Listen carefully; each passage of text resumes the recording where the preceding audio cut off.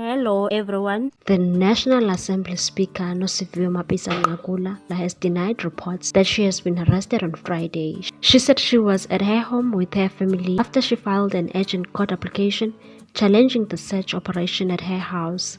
Mapisa Nqakula said she was demanding all documents related to her case by the Investigating Directorate of the National Prosecuting Authority.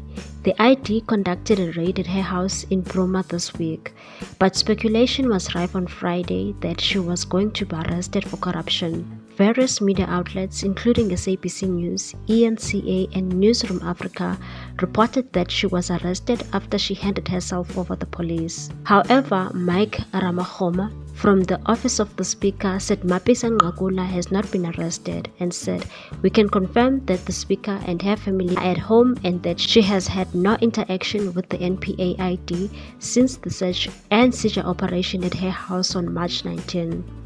We can also confirm that this morning the Speaker has filed papers in court challenging the manner in which the search and seizure warrant was obtained and the operation itself. She also demands within her right that she be given full disclosure of all material information relating to the case, including the full docket, in order to be able to prepare her defense team what she regards as baseless allegations against her."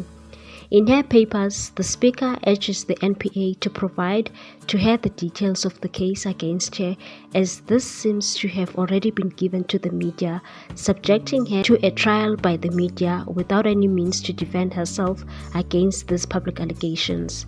He said Mapisa Nqakula has been subjected to a trial by the media.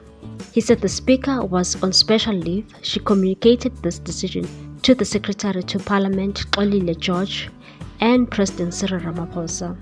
What's your take on this one, people? Thanks for watching. Please subscribe for more news.